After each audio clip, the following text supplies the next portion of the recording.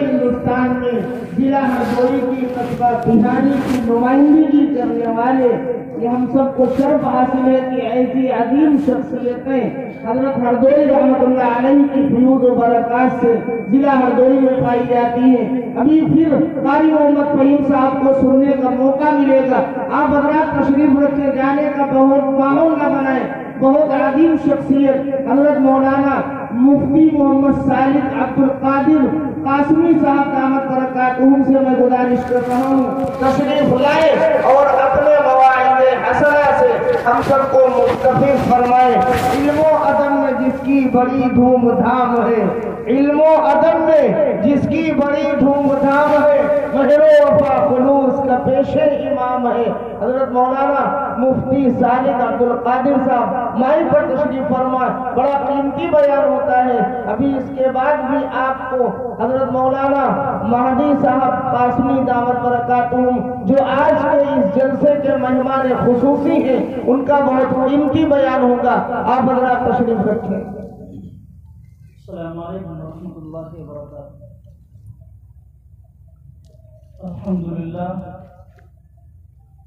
अल्हम्दुलिल्लाह नहमदुहु व नस्तईनुहु व नस्तगफिरुहु व नु'मिनु बिही व नतवक्कलु अलैहि व नऊज़ु बिल्लाहि मिन शुरूरि अनफुसिना व मिन सय्यिआति अअमालिना।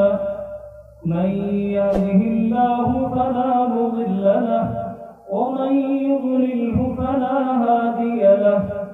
ونشهد أن لا إله إلا الله وحده لا شريك له ونشهد أن سيدنا وسندنا وحبيبنا وشفيعنا وشفيقنا وهادينا ومرشدنا ونبينا ومولانا محمدا عبده ورسوله. أما بعد فقد قال الله تبارك وتعالى في القرآن المجيد والفرقان الحميد.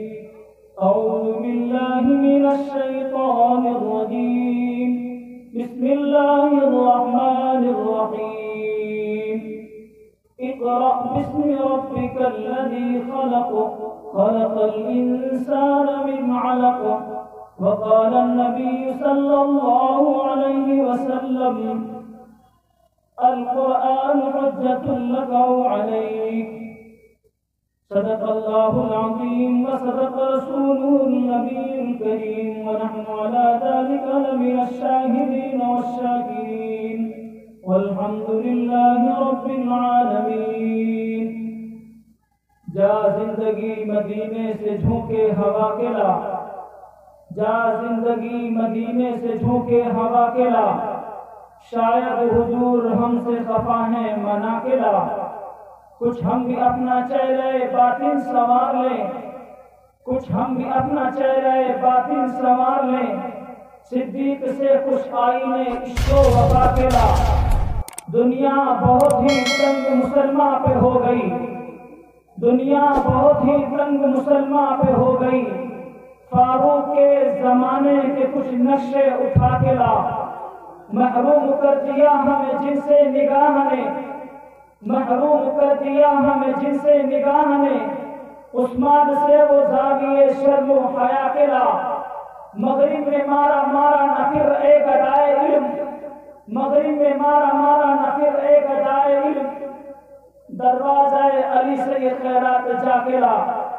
حضرات واجب الاحترام اور ملامہ کی سرزمین کے اوپر تشریف لائے ہوئے غیور نوجوان ساتھیوں اور میری پردہ نشین ماؤں اور بہنوں، آپ حضرات کا یہ مجمع دیکھ کر مجھے بھی خوشی محسوس ہو رہی ہے اور ہمارا حسن ظن یہ ہے، تخیلات کا آدمی ہوں، کہ ہمارا اللہ بھی فرشتوں کے بیچ بیٹھ کر رش کر رہا ہوگا اور فرشتوں سے کہہ رہا ہوگا، اوے فرشتوں سنو، انی جاعل فی الارض خلیفہ. ہم نے یہی جملہ کہا تھا نا جس وقت آدم علیہ السلام کو پیدا کرنے کا میں فیصلہ فرما رہا تھا. فرشتوں تم نے کیا کہا تھا؟ وَيُفْسِدُونَ فِي الْأَرْضِ وَيَسْفِكُ الدِّمَاءَ. اے اللہ جہاں تک آپ کی تسبیح کا مسئلہ ہے، تحمید کا مسئلہ ہے، آپ کی تعریف ستائش کا مسئلہ ہے، ہم آپ کی تعریف کرتے ہیں، آپ کی تسبیح بیان کرتے ہیں، اے کریم اللہ آپ ایسی مخلوق کو کیوں پیدا فرمائیں گے؟ تو میرا اللہ کہہ رہا ہوگا کہ ہم نے تم سے کہا تھا انی اعلم ما لا تعلمون، کہ جو میں جانتا ہوں تم نہیں جانتے۔ دیکھو تم نے کہا تھا کہ یہ لوگ خون بچائیں گے زمین پر، تم نے کہا تھا کہ یہ لوگ فساد برپا کریں گے، اور فرشتوں دیکھو یہی لوگ ہیں جو میرے قرآن کو اور میرے محبوب پیغمبر کے فرمان کو سننے کے لیے چل کر کے بیٹھے ہیں، اور اپنی آنکھوں کو اسٹیج کے اوپر بیٹھنے والے وارثان انبیاء کے اوپر ٹکا دیا ہے، اور اس لیے سے آئے ہیں کہ اے کریم اللہ ہمیں یہاں سے جو بات ملے گی، جو نتیجے ملیں گے، جو موتی ملیں گے، میں اسے دل کی دنیا کے اندر سجا کر لے جاؤں گا، اور پھر انشاءاللہ العزیز جب تک ہمارے جسم کے اندر روح رہے گی میں اس کے اوپر عمل پیدا ہونے کی کوشش کروں گا۔ کرتے ہو بولو یقین نہیں کرتے؟ کہتے ہو نا یہی یقین کر کے آئے ہوں۔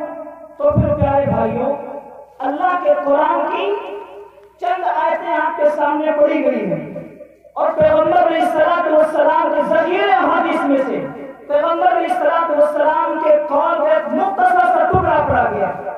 اس کے اندر میرے اللہ نے بہت بڑا پیغام دیا ہے، اور علماء اس بات کو لکھا ہے کہ قرآن پاک کی سب سے پہلی وحی ہے، لیکن میرے پیاروں یہ سب سے پہلی وحی ہمیں تعلیم کس بات کی دیتی ہے، ہمیں کیا سکھاتی، کیا بتاتی؟ آج آپ دیکھیں آپ رات کو سوئیں گے، صبح کو اٹھیں گے کوئی اور نقشہ ہوگا، سارا دن کچھ اور دیکھیں گے، لیکن جب پھر شام کو سوئیں گے کوئی اور نقشہ ہوگا۔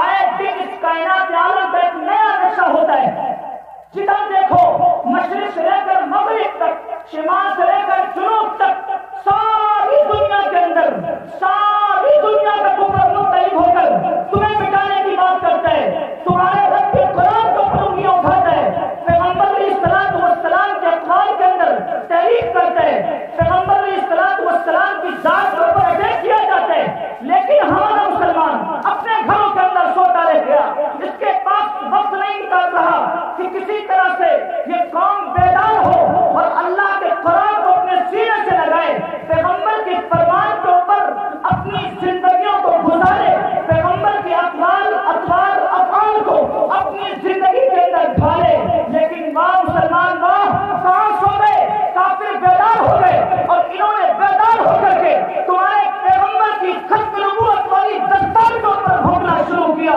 رب کے قرآن کے اوپر ہم نے شروع کر دیے، لیکن میرا مسلمان سوتا رہ گیا۔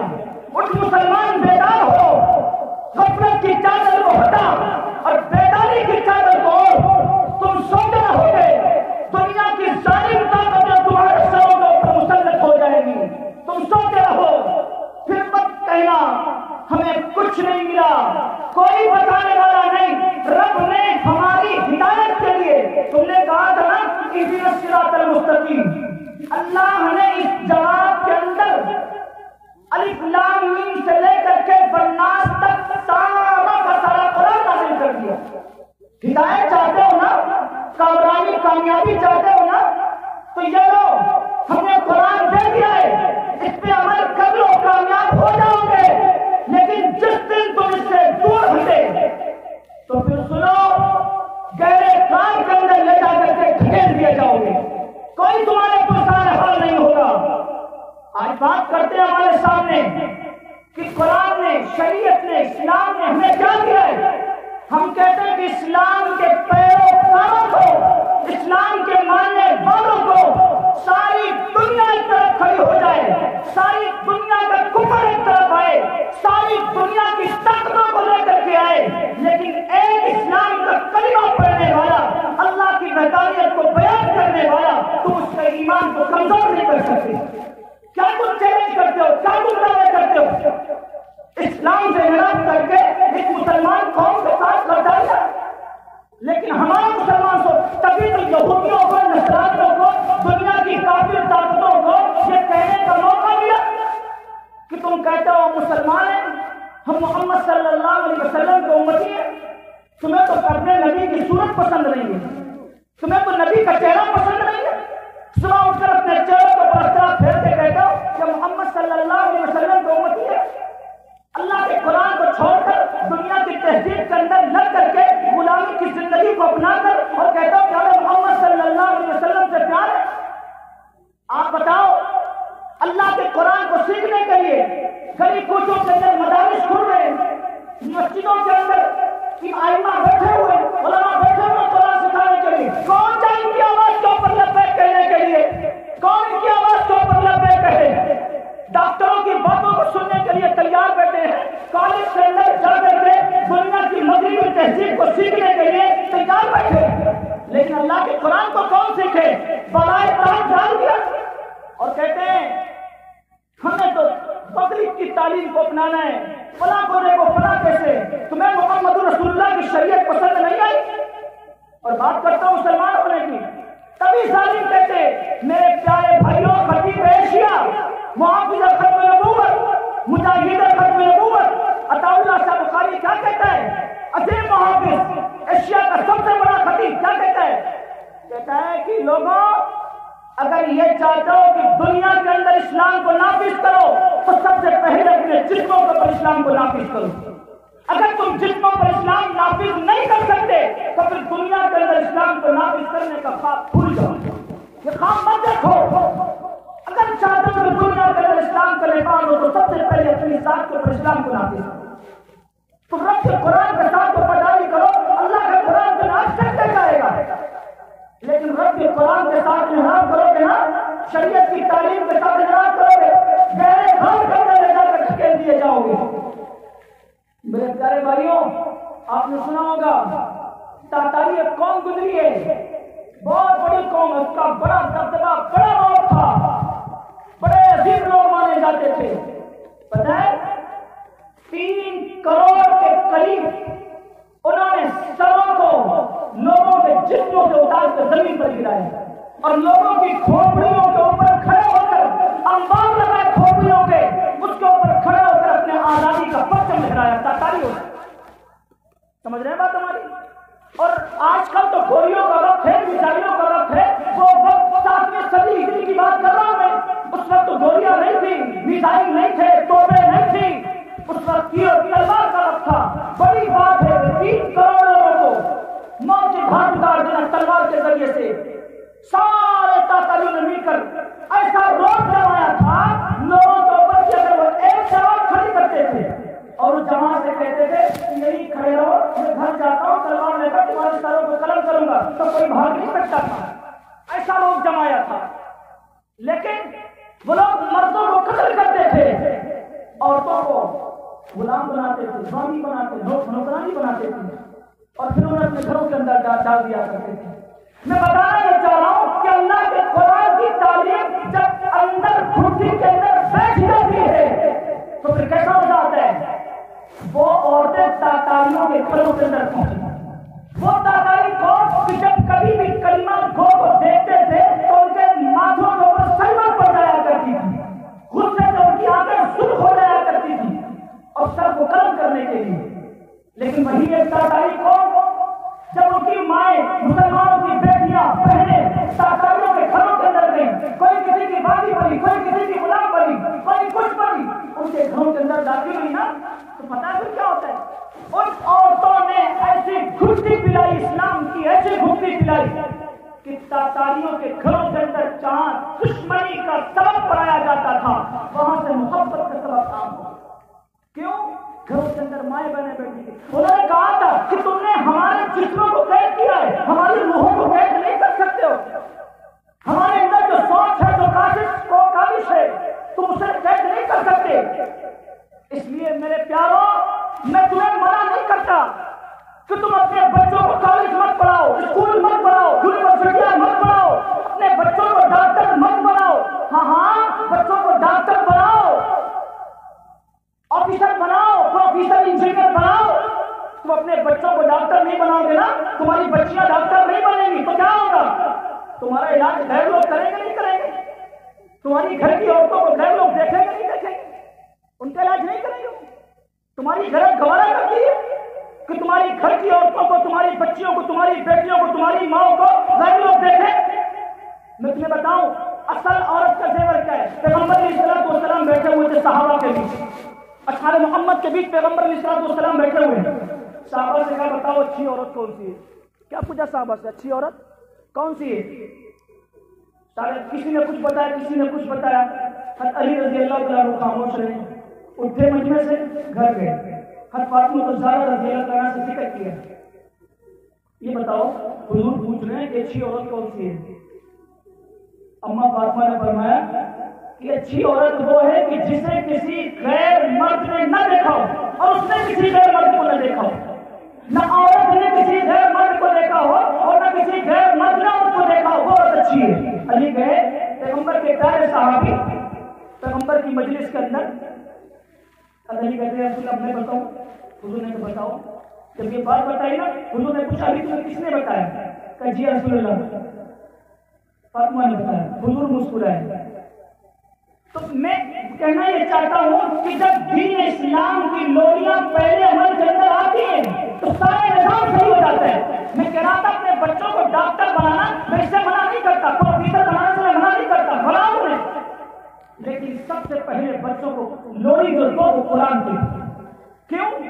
اگر تمہارا یہ بچہ، تمہاری یہ بچے، تمہاری بیٹی مغرب کی تہذیب کے اندر جائے گی، کالج کے اندر چار مخلوط لڑکا اور لڑکی آپس میں بیٹھ رہے ہیں، بتاؤ کا مزاج گندا ہوگا نہیں گندا ہوگا؟ غیر محجب جائے گی نہیں جائے گی؟ لیکن اگر وہی بچی پہلے قرآن کی لوری اپنے سینے کے اندر سجا لیتی، پھر جب 10 مغرب تہذیب کو اپنانے والی بچیوں کے درمیان تمہاری بیٹی جائے گی اور پھر اللہ کے قرآن کے اوپر عمل پیرا ہو کر کے اپنے بدن کے اوپر حجاب ڈال کر جائے گی تو 10 بچیوں کے اندر تمہاری بچی ممتاز نظر آئے گی۔ وہ بچے مغرب کی تہذیب کے اندر نہیں ڈالے گی بلکہ مغرب کی تہذیب کو بدلنے کی کوشش کرے گی۔ کیوں؟ اس کی گھٹی کے اندر اسلام کی تعلیم داخل ہے۔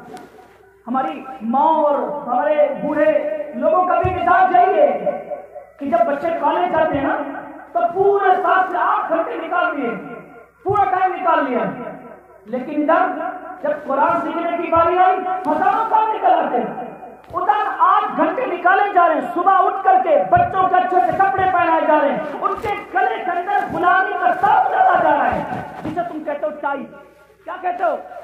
ٹائی پہنا رہے ہیں، وہ ٹائی نہیں ہے، غلامی کا توق ہے، تمہاری گردن کے اندر ڈالا جا رہا ہے۔ یہ اسلام کی تعلیم، اللہ کے قرآن کی تعلیم ایسی ہے جو تمہیں آزاد رہنا سکھاتی، تمہیں غلام نہیں بناتی۔ کسی کالج کے اندر، یونیورسٹی کے اندر جاؤ اور اس سے معلوم کہ تم پڑھ کے کیا کرو گے، اس کے گارجن، اس کے ماں باپ فوراً کہیں گے چونکہ ہم اپنے بچے کو پڑھا رہے ہیں، ہمارے بچے کو اچھی جاب مل سکے، ہمارے بچے کو اچھی نوکری مل سکے۔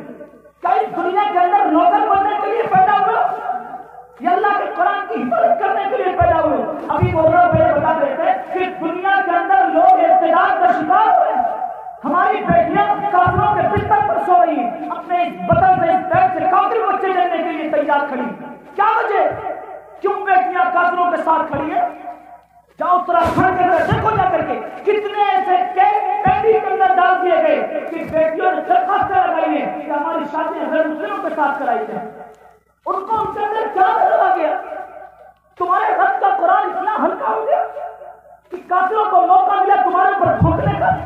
مسلمانوں، تم نے قرآن چھوڑا ہے، تم نے پیغمبر کے فرمان کو چھوڑا ہے، تبھی ظالم طاقتیں تمہارے اوپر بیٹھ گئی۔ خدا را اللہ کے واسطے، اللہ کے واسطے اس دین کی تعلیم کو گھٹی بناؤ۔ جب دین کی تعلیم کو گھٹی بناؤ گے نا پھر تمہاری نسلیں سمجھ جائیں گے۔ ہمارا دعویٰ ہے، اللہ کے قرآن نے اس بات کو بیان فرما دیا کہ تم جب مومن بنو گے نا وَأَنْتُمُ الْأَعْلَوْنَ إِن كُنتُم مُؤْمِنِينَ، ساری دنیا کے اندر تمہارا غلبہ ہوگا۔ لیکن سنو، اگر تم نے انحراف کر لیا اسلام کے ساتھ تو ساری دنیا کے اندر ذلیل کر دیے جاؤ۔ آپ کو دکھائی نہیں پڑتا؟ کیا تم مسلمان بن کے سفر کر سکتے ہو؟ بتاؤ مجھے، اپنے چہروں کے اوپر استرے چلا کر آنکھوں کے ساتھ کرتے ہو، سفر کر سکتے ہو، آنکھوں کے ساتھ چل سکتے ہو۔ کیوں؟ اس لیے کوئی دشمن ہمیں دیکھ نہ لے، ہمیں کوئی مسلمان نہ کہہ دے، ڈر لگتا ہے۔ کیوں؟ اس لیے کہ جرنیل سپاہی صاحب مولانا اعظم تاری کا جملہ یاد آ گیا۔ حضرت کیا کہتے ہیں؟ حضرت فرماتے ہیں کہ اس دل کے اندر اللہ کے سوا کسی اور کا ڈر رکھنا میں سے کفر سمجھتا ہوں. اس دل کے اندر اللہ کے سوا کسی اور کا ڈر رکھنا کفر سمجھتا ہوں. اور سنو، ابا کا ڈر نہیں ہونا چاہیے، بڑے بھائی کا ڈر نہیں ہونا چاہیے، استاد کا ڈر نہیں ہوتا ہے. یہ ادب ہے، ادب الگ ہے، ڈر الگ ہے. ادب کی حدود ہیں، لیکن ڈر ہو تو صرف کس کا؟ رب کے سوا کسی اور کا ڈر اس دل کے اندر رکھنا کفر.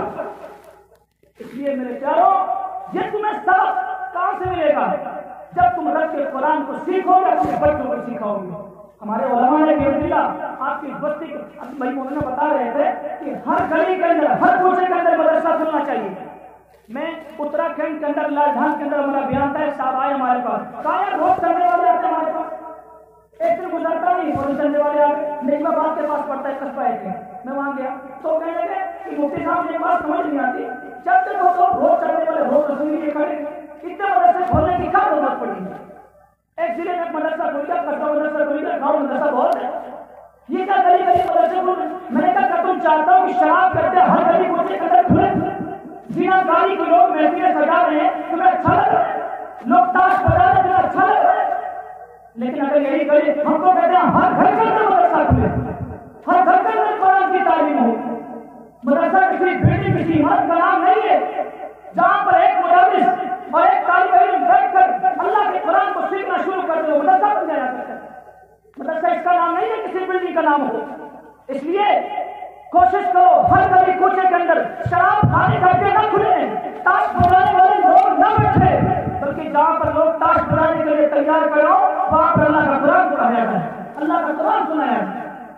اس لیے میرے پیارے بھائیوں، اپنے دل کی دنیا کے اندر اس بات کو سجاؤ کہ الہی ہم آپ کے قرآن کو سکھانے کے لیے، سیکھنے کے لیے، سننے کے لیے، بتانے کے لیے ہر وقت برجستہ تیار ہو.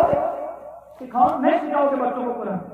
اگر سکھاؤ گے تو ہاتھ اٹھا کے بتاؤ کہ ہم سب اپنے بچوں کو اسلام کی تعلیم سکھائیں گے. پکا وعدہ ہے، جھوٹے وعدے تو نہیں کرتے. دیکھو رات کا سناٹا ہے، تاریکی بھی ہے، ہمارا اللہ دیکھ رہا ہے، کیا پتا مقبولیت کی گھڑی ہو. اس لیے سب کے سب کوئی ڈالی ہم سب لوگ اسلام کی تعلیم سے اپنے بچوں کو روشناس کرائیں گے. کراؤ گے؟ بچوں کو قرآن سکھاؤ گے، پیغمبر کی زندگی بتاؤ گے، اور مدارس کے اندر داخل کراؤ، بھٹی بناؤ ان کی. میں تو خدا کا شکر ہے آپ کالجوں کے اندر جاؤ، مخلوط تعلیم، لڑکا لڑکی ایک ساتھ میں تعلیم حاصل کر رہے ہیں. لیکن بیمبلا ہمارے مدارس کے اندر دیکھو، اگر نسواں کا نام تو صرف لڑکیاں بھی جا سکتی، لڑکے نہیں جا سکتے. اس کا خیال کیا ہے؟ اسلامی حدود کی پاسداری کی ہے. اس لیے ان گھروں کے اندر یہ کوئی ان کا اپنا ذمہ دار نظام نہیں ہے، ان کا کوئی اپنا کام نہیں ہے. قطرہ قطرہ مل کر کے سمندر اور ندیاں بنا کرتی ہیں. آپ کے بچے جائیں گے، آپ کے گھروں سے بچے نکل کر قرآن سیکھیں گے، پتہ ہے یہی نسلوں کو سنوارنے کا ذریعہ بن جائے گا. ایک مرد پڑ جائے نا، مسئلہ وہاں ہے تعلیم نشوہ کے نام پہ، ایک مرد پڑ جائے ایک فرد سمجھتا ہے، لیکن وہی اگر ایک عورت پڑ جائے تو نسلیں سدھر جاتی ہیں. نسلیں، علماء نے لکھا اس بات کو کہ ماں کی گود بچے کا سب سے پہلا مدرسہ ہے، اور مدرسے میں جب تعلیم ہوگی تبھی تو ملے گی، نہیں ملے گی. اس لیے اپنی بچیوں کو قرآن سکھاؤ. اسی کو کہا گیا پیغمبر علیہ السلام. وقت بہت کم ہے، ورنہ انشاءاللہ کوئی بات اور کرتا، لیکن وقت کم ہے، علماء اس کی یاد بھی دے رہے ہیں، انشاءاللہ پھر کبھی کسی کی بات کروں گا. اللہ کے پیغمبر صلی اللہ علیہ وسلم نے اس بات کو بیان فرمایا، القرآن حجۃ لک او علیک. کل میدان محشر کے اندر یہ قرآن تمہارے حق میں گواہی دے گا، تمہارے خلاف. اس لیے بتاؤ آپ میں سے کون کون یہ چاہتا ہے کہ کل اللہ کے دربار کے اندر یہ قرآن ہمارے ہمیں گواہی دے؟ بولو کون چاہتا ہے؟ کوئی نہیں چاہتا ہے. سب چاہتے ہو کہ نہیں چاہتے ہو کہ اللہ کا قرآن آپ گواہی دے؟ اس لیے جب سب چاہتے ہو تو خود بھی قرآن پڑھو، قرآن سیکھو، اور اپنے بچوں کو بھی پڑھاؤ. پڑھاؤ گے انشاءاللہ؟ پکی بات کرو انشاءاللہ کا. ہو سکتا ہے مقبولیت کی گھڑی اللہ علیہ انشاءاللہ کو قبول فرما لے. سب کو انشاءاللہ سکھائیں گے، پکی بات ہے. اللہ تبارک تعالیٰ ہم سب کو عمل کی توفیق عطا فرمائے. واخر دعوانا الحمدللہ رب العالمین. السلام علیکم. ماشاءاللہ ادھر مولانا مفتی محمد ساجد صاحب بہت قیمتی کتاب سے نوازا. آپ حضرات تشریف رکھیں. ابھی چند لمحے میں آپ کے سامنے قاری محمد سمیع صاحب